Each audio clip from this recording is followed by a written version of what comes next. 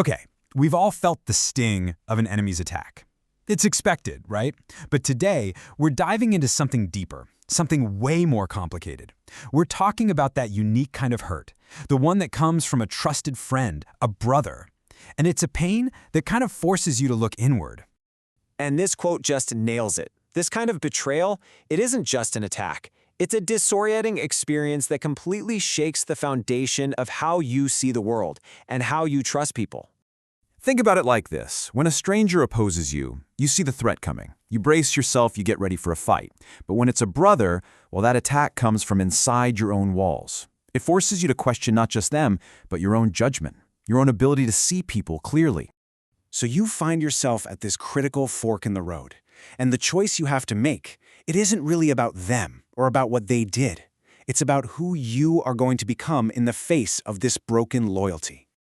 You know, there's this ancient, deeply tempting path you can take, the path of retaliation. And it's perfectly captured by the words of the Roman general Sulla. It's that simple, powerful idea of balancing the scales, right? An eye for an eye. Sulla's code, it sounds like strength, doesn't it? It sounds like absolute justice. But if you look closer, you realize it's a life lived in chains. It's a life of pure reaction. Your moves aren't dictated by your own will, by your own vision. They're dictated by what other people do to you. You're not actually in control. You're just a puppet reacting to their strings.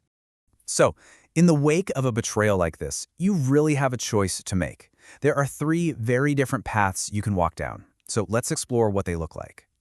So what are these choices? Well, first you have retaliation, that immediate, satisfying burn.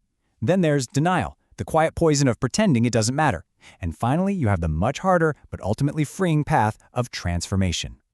Okay, path number 1. Retaliation. This is the Sulla path, and man, it offers this brief, powerful feeling of satisfaction. But here's the catch. It doesn't free you. In fact, it does the opposite. It binds you, emotionally, mentally, to the very person and the very act that you hate. You end up becoming a mirror of their negativity. Then you've got path number 2, denial.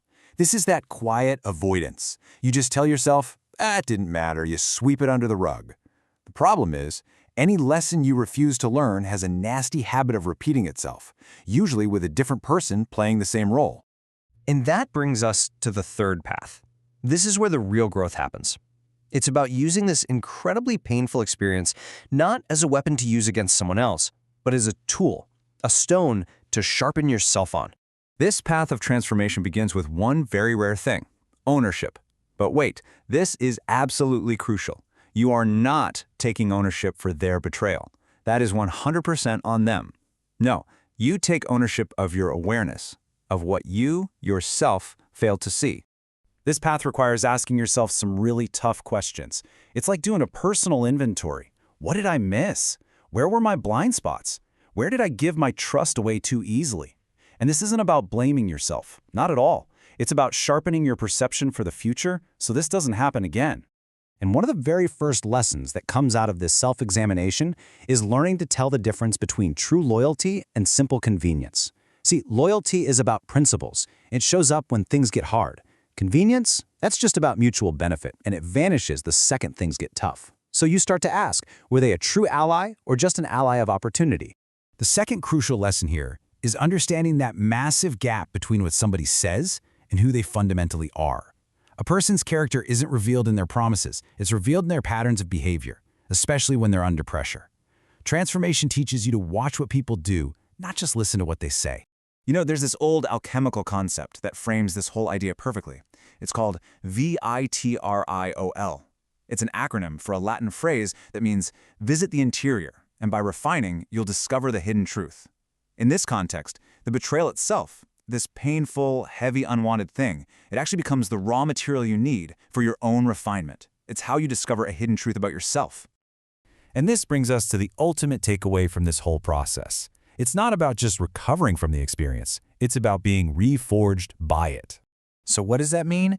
It means you reframe the entire situation. You shift from that reactive question of revenge, how do I pay them back, to the proactive question of identity. Okay, what did this experience reveal, and who am I going to choose to become now that I know? And this is the final powerful idea. At the end of the day, Your character isn't defined by the loyalty of other people. It's defined by how you choose to build yourself when that loyalty is gone. It's in that moment, when you might feel you're standing alone, that you truly decide who you are. Forged, not broken.